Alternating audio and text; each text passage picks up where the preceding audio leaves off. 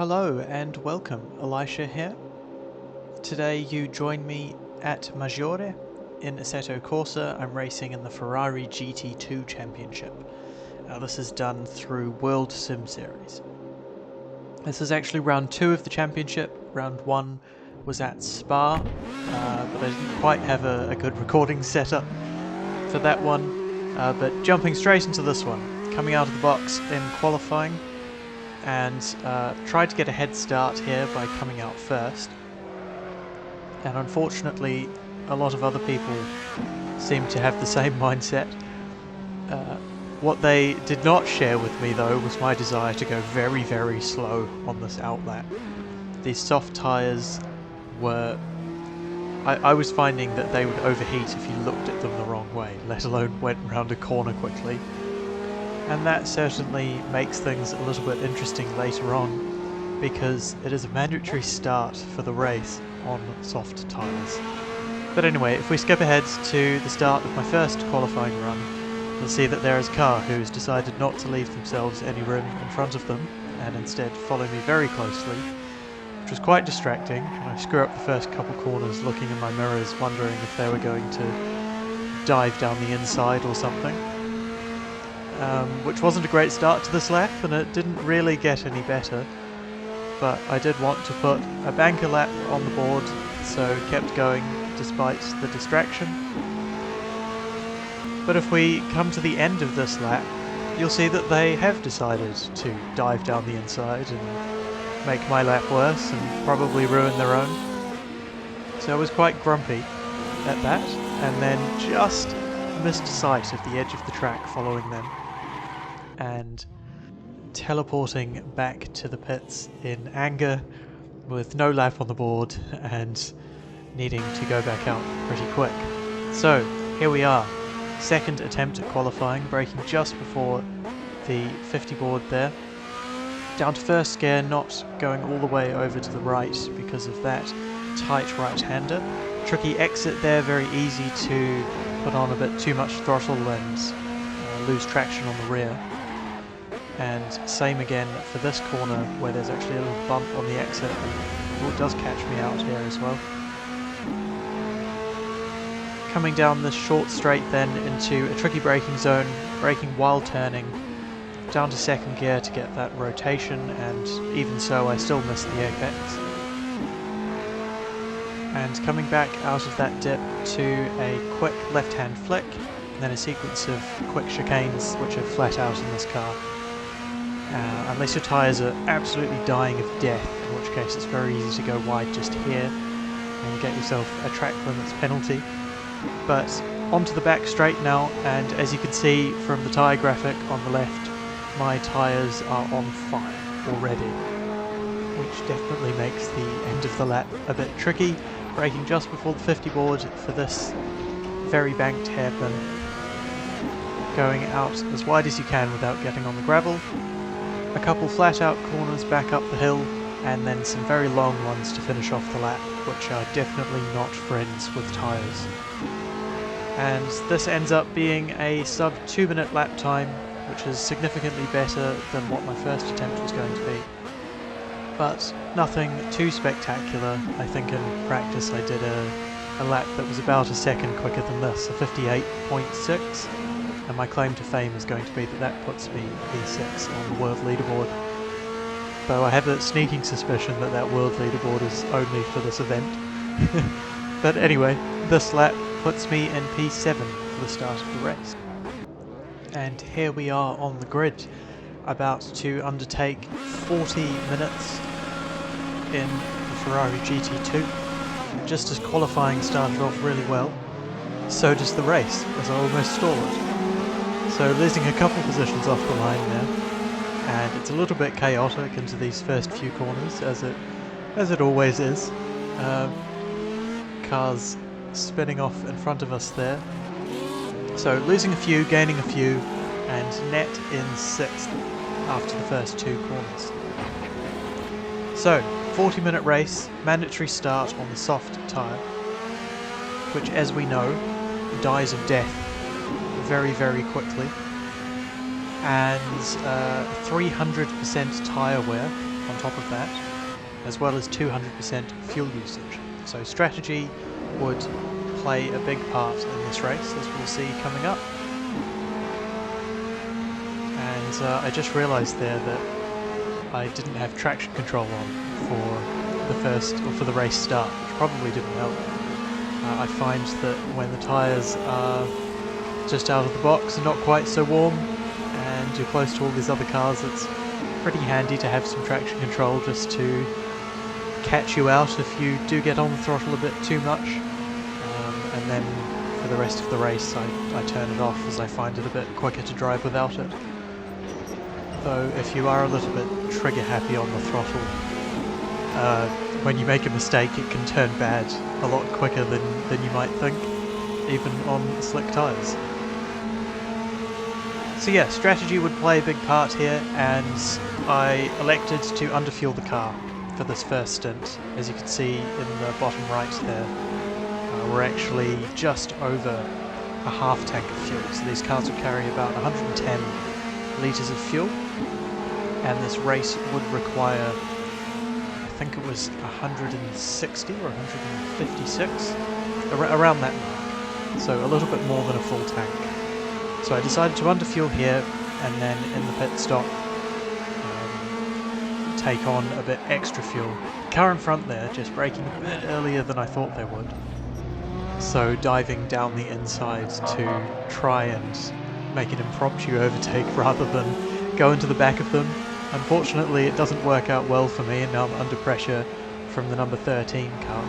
And if you heard that little beep there, that was my first track limits warning. So you get 2 warnings and then a drive-through penalty, which is pretty harsh. That's what caught me out in the first round of this championship at Spa. I got a drive-through penalty and completely ruined my race, really. So tried to be a bit more careful of that this time around. And now at the start of lap 2, the car in front, it's their turn to go wide at turn 1, and that allows me to catch right back up to the back of them here.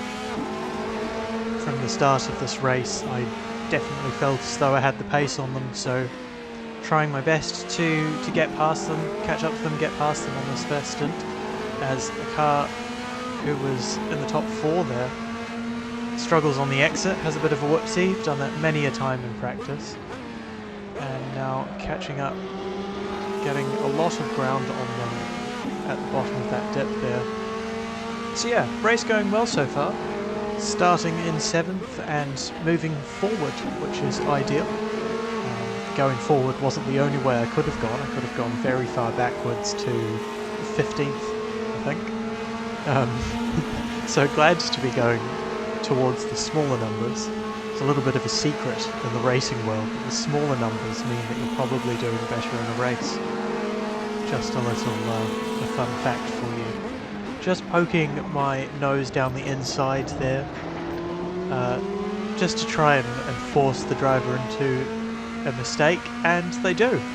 And that allows me to move up into 4th on the exit of the banked hairpin, and I'm well ahead before these corners going back up the hill.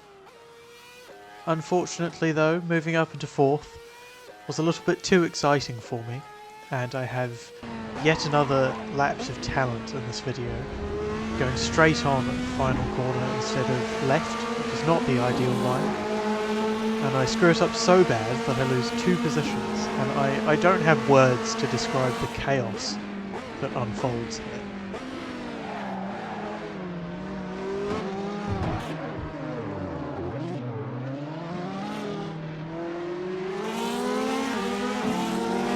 Yeah. That went well, didn't it? And now there are 4 of us fighting for P4, but wait, there's more. As I'm having a little spin, and then try to avoid the car in front, which makes my spin worse, and then I get collected all for it anyway. I shouldn't have said that it was possible to move backwards in this race. So now I've dropped from 4th to 8th. In a handful of corners, and I've got 4 incident points for my trouble. So this race definitely began to unravel as a few moments ago on that corner I said that it was going quite well. And skipping ahead now to the end of lap 6, I think, just under 30 minutes to go in this race. I wasn't really making much progress. As you can see, the tyres were definitely dying of death. And I decided it was past time that I should come into the pit lane and swap over to the mediums, pick up a little bit of fuel, and hopefully make the undercut work, as I think only one or two, well, there was a car just exiting the pits, and two cars just exiting the pits, but I think only a few cars had come into the pits. So I had an opportunity here to pit a lap or two before my rivals and hopefully do a faster out lap than their current lap time on their older soft tyres. And I came into the pits in P8 and I'm coming out of it in P7, so one spot already, which was good going. And this was now the time to get my head down and pump in a great out lap and then consistent laps after that. I had lots of clear space in front of me on track. As you can see from the top right there, the next car wasn't another couple of corners ahead of me. So yeah, head down, focusing, not giving up, even though this race definitely unravelled in the past few minutes that we've been watching it. I definitely enjoyed the medium tyres a lot more than driving the softs. The mediums stayed in that green temperature zone. And as we start now lap 9 of the race, I've caught back up to the number 9 car, who would have been in 4th when I pitted. And so I've actually gained 3 places in pit stops alone, and the number 9 car seems to be struggling now that they've come out of the pits, or perhaps they haven't pitted at all. I wasn't actually sure of what anyone else's strategy was here. Just minding my own race at this point and trying to put in consistent laps. But luckily for me, the number 9 car goes wide and doesn't carry quite enough speed at the bottom of that dip there. Get the old switcheroo on them, and they back out, going into the sequence of chicanes here. So the comeback was definitely in full force, and I've moved up into 3rd place. We're on the podium. And it just got better. Now at the start of the next lap, lap 10, I've moved up into 2nd place as I screw up the first corner. But yeah, that's 5 places that I've made just from pit stops, just from the power of the undercut here, and I guess everyone's differing strategies with how much fuel they took on and so on. Now all I had to do was pump in consistent lap times, not make any glaring mistakes that ruin my race, and hopefully keep this P2. Skipping ahead now to lap 15 of the race, I was doing a good job at that. Every lap time that I did was fairly consistent around that 2-minute mark, and coming down the back straight past Elisha in this race had a little moment here. Oh, I'm in 2nd. When did that happen? I didn't even realise.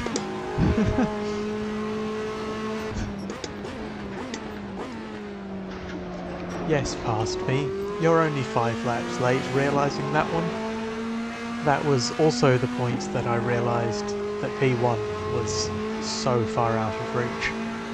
As you can see, they were a good 30 seconds ahead, and it wasn't... At the time I thought perhaps they hadn't pitted yet, but no, they were just very, very quick. I think every lap time they did was a second and a half quicker than mine. Some crazy race pace, which I will have to work on and improve for the next round. Nothing much more happened in this race though, just ever dwindling tyres, and now coming up on a very bruised and battered Ferrari who was running in P13 and ends up going in the pits here. And yeah, 3 minutes to go in this race. I have heaps of room behind me. heaps of room ahead. It was a very lonely end to this race. But we can skip ahead now to the final lap, where I come across the line to claim P2 in round 2 of this championship, and that earns me 86 points towards the championship standings, where I am now in 3rd position overall. So incredibly pleased with how I've started this championship, even if that first race wasn't too amazing. And yeah, practice does pay off, miracles do happen, and I'm glad I didn't give up halfway through this one when it was very chaotic at the start. But anyway, that's all for today. Thank you for watching. Catch you in the next video. Cheers.